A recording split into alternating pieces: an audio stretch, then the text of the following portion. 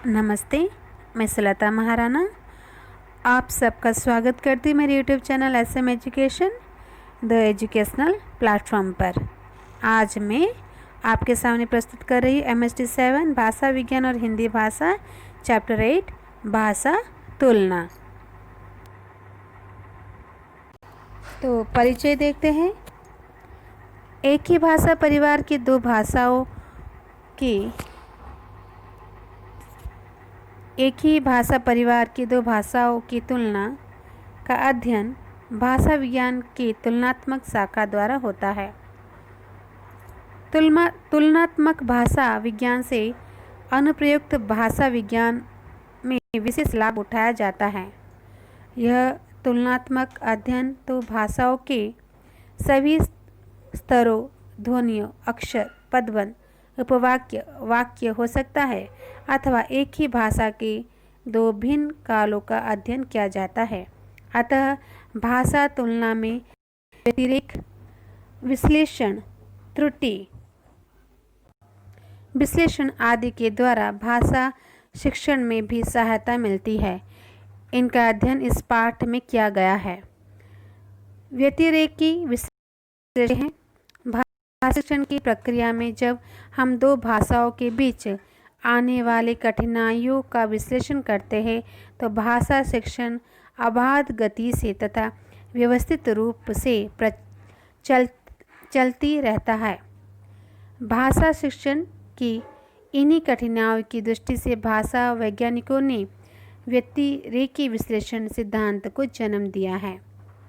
भाषा शिक्षण की प्रक्रिया में जब हम दो भाषाओं के बीच में आने वाले कठिनाइयों का विश्लेषण करते हैं तो भाषा शिक्षण अबाध गति से तथा व्यवस्थित रूप से चलती रहती है। भाषा शिक्षण की इन्हीं कठिनाइयों की दृष्टि से भाषा वैज्ञानिकों ने व्यतिरेकी विश्लेषण सिद्धांत को जन्म दिया। व्यतिरेकी विश्लेषण में दो भाषाओं का समानता एवं असमानता के आधार पर विश्लेषण किया जाता है। डॉक्टर रविंद्रनाथ श्रीवास्तव के अनुसार व्यतिरेकी अध्ययन का क्षेत्र दो भाषाओं के बीच विभिन्न स्तरों पर पाई जाने वाली समानता और विषमता से संबंध भाषा वैज्ञानिक सिद्धांत और विश्लेषण का क्षेत्र है। विषय की अनेक भाषाओं में किसी न किसी प्रकार की समानता जाती है तो विषमताएं अधिक सहज रूप में देखी जाती है। व्यवहारवादी सिद्धांत में व्यतिरेकी विश्लेषण भाषा वैज्ञानिक मानते हैं कि उच्चरित रूप ही भाषा का मूल आधार होता है। लिखित रूप तो भाषा को स्थायित्व भर देने का प्रयास है। इसी प्रकार स्किनर के व्यवहारवादी सिद्धांत से विकसित संरचनावादी की यह मूल स्थापना है कि भाषा भी अन्य व्यवहारों के समान एक व्यवहार है, आदतों का एक समुच्चय है जिसे निरंतर अभ्यास से सीखा जाता है। भाषा अधिगम के लिए व्याकरण के नियम जानना अपरिहार्य नहीं है, पर अन्य भाषा मातृभाषा का प्रयोग यथासंभव नहीं किया जाना चाहिए, अन्यथा व्याघात उत्पन्न होता है। जब व्यक्ति नई भाषा सीखता है तो उसके मस्तिष्क में दो विशिष्ट संरचनाएं संपर्क में आती हैं और इसका परिणाम लक्ष्य भाषा पर पड़ता है। तुलनात्मक अध्ययन हमें ध्वनि, शब्द, रूप, पद, वाक्य आदि अलग अलग स्तरों पर करने का मौका देता है। विश्लेषण क्या है? प्रक्रिया और परिणाम। भाषा में एक व्यवस्था होती है जो दो भाषाओं की व्यवस्थाओं की समानता असमानताओं का विश्लेषण व्यतिरेक में होता है। देखा जाए तो अनुभूति में समान होते हुए भी अभिव्यक्ति में असमानता देखी जाती है। जैसे मोहन दिल्ली घूम रहा है, मोहन कहाँ घूम रहा है। देखने में तो दोनों वाक्य में क्रम में अंतर नहीं दिख रहा है, किंतु दोनों वाक्यों में अंतर स्पष्ट है। भाषा शिक्षण के क्रम में मात्र किसी भाषा के वर्णनात्मक अध्ययन से सहायता नहीं मिलती है, बल्कि व्यतिरेकी विश्लेषण की आवश्यकता पड़ती है। असमान तत्वों को उजागर कर व्यतिरेकी विश्लेषण भाषा शिक्षण की उन कठिनाइयों को दूर करने की भूमिका निभाता है जो दो भाषाओं के मध्य उत्पन्न होती है। किसी अन्य भाषा को सीखने के लिए जरूरी है कि उस भाषा की ध्वनि, शब्द समूह, वाक्य संरचना, अर्थबोध तथा शैली भर से परिचित प्राप्त किया जाए। मातृभाषा की विशेषताओं से इतर अन्य भाषा की विशेषताओं को सिखाना ही लक्ष्य है। एक प्रकार से ज्ञात से अज्ञात की ओर ले जाना व्यतिरेकी विश्लेषण का लक्ष्य है। भाषा त्रुटि विश्लेषण। त्रुटि को अंग्रेजी में एरर्स कहते हैं। अन्य भाषा के संदर्भ में त्रुटि ही वास्तविक अशुद्धि है जो अंतर्भाषा से संबंध होती है। अतः त्रुटि ऐसी अशुद्धि है जो शिक्षार्थी के मन में एक व्यवस्था के रूप में विद्यमान रहती है, इसलिए इन्हें व्यवस्थाबद्ध त्रुटियां भी कहा जाता है।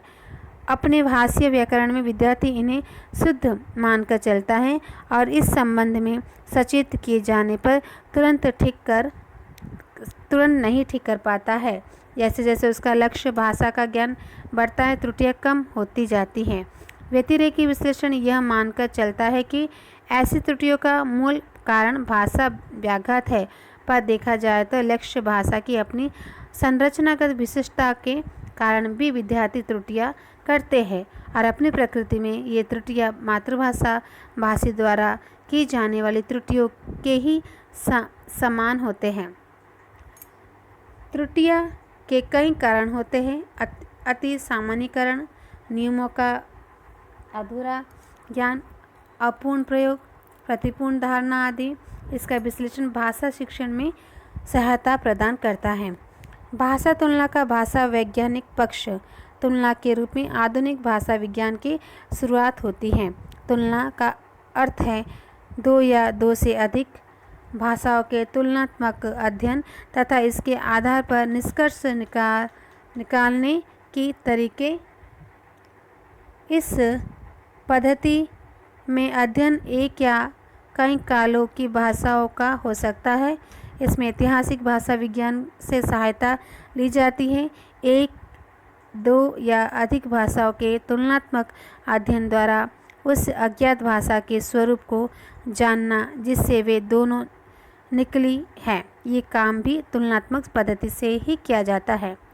तुलनात्मक भाषा विज्ञान के 4 उपविभाग है। तुलनात्मक ध्वनि विज्ञान, तुलनात्मक पद विज्ञान, तुलनात्मक वाक्य विज्ञान, तुलनात्मक अर्थ विज्ञान। वैसे भाषा की तुलना में क्रम से भाषा का यह क्षेत्र भाषा वैज्ञानिक दृष्टि से कई भागों में बांटा हुआ है। सैद्धांतिक भाषा वैज्ञानिक, तुलनात्मक प्रतिपत्ति एवं सार्वभौम्य व्याकरण, व्यवहारिक पक्ष, अनुप्रयुक्ति भाषा विज्ञान, अनुवाद एवं भाषा शिक्षण। भाषा तुलना और अनुप्रयोग के क्षेत्र में देखते हैं। अनुवाद एवं भाषा तुलना। अनुवाद का क्रम समरूप होकर समतुल्य होता है। अनुवाद के क्रम के अनुवाद के पहले तथा अनुवाद के बाद की तुलना का महत्व असंदिग्ध है। स्रोत भाषा की ध्वनियाँ, शब्दों, वाक्य के अर्थ एवं भाव तक पहुँचना ही काफ़ी नहीं है, अपितु दार्शनिक, सांस्कृतिक, सामाजिक, धार्मिक, सौंदर्य शास्त्रीय तत्वों को भी संप्रेषित करना होगा। अर्थात समतुल्यता केवल भाषागत संरचना को जटिलता, अर्थ की सूक्ष्मता व शैलीगत विशिष्टता तक नहीं सीमित है। वह जड़ पदार्थों की खोज भी नहीं, अपितु गत्यात्मक प्रयोग है।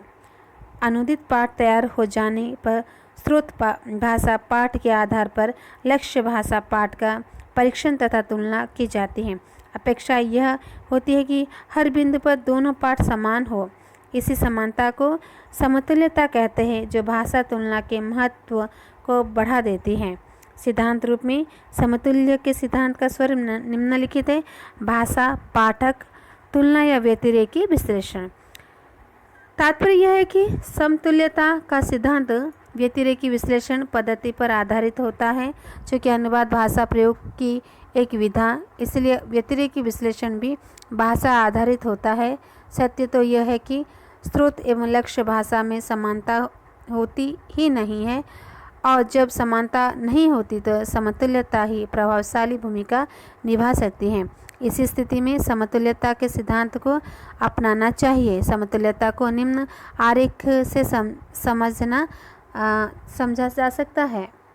यहाँ पर देखिए भाषिक है, फिर तुलना, फिर अर्थ है और समप्रतीकात्म। ओके, तो अब भाषिक से अपने समप्रतीकात्मक में आए और यहाँ से अर्थ से भी आप प्रतीकात्मक में आए और तुलना से भी आप भाषिक में आए और अर्थ में आए।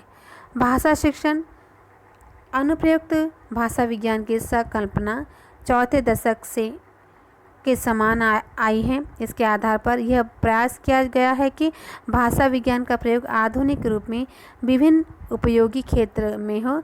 डॉक्टर रविंद्रनाथ श्रीवास्तव के अनुसार अनुप्रयुक्त भाषा विज्ञान के प्रवृत्ति, स्वरूप और प्रयोजन इस प्रकार देखा जा सकता है। पहला, अनुप्रयुक्त भाषा विज्ञान उपभोक्ता सापेक्ष होता है। दूसरा, यह उपभोक्ता की आवश्यकताओं द्वारा नियंत्रित लक्ष्य का परिणाम होता है। दूसरा, इसका क्षेत्र उस तथ्य पर प्रकाश डालता है कि भाषा से हम क्या काम ले सकते हैं। अतः भाषा शिक्षण भी अनुप्रयोग की ही एक शाखा है। भाषा के वैश्विक रूप में शिक्षण के आयामों ने इसे एक मजबूती प्रदान की है। प्राचीन काल में एक से अधिक भाषाओं को जानना मनुष्य की प्रतिष्ठा का विषय था, किंतु आज परिस्थिति बदल गई है। आज मनुष्य आर्थिक, सामाजिक, सांस्कृतिक, शैक्षिक कारणों से अन्य भाषाओं के अध्ययन में रुचि दिखा रहा है। किसी भाषा को वह संपर्क भाषा के रूप में जानना चाहता है, तो किसी भाषा को अध्ययन से वह अपने व्यवसाय को बढ़ाने का काम कर रहा है। अतः शिक्षण की मांग एवं प्रासंगिकता ने ही आज भाषा शिक्षण की तकनीकी को भी आधुनिक उपकरणों से सजा दिया है। भाषा शिक्षण के संदर्भ में दो भाषाओं के बीच शिक्षण का कार्य संपन्न होता है। अतः इन दोनों की भाषाओं में अंतर को स्पष्ट कर त्रुटियों को दूर करने में सहायक होता है। अतः भाषा शिक्षण और भाषा तुलना का अन्योन्याश्रय संबंध है।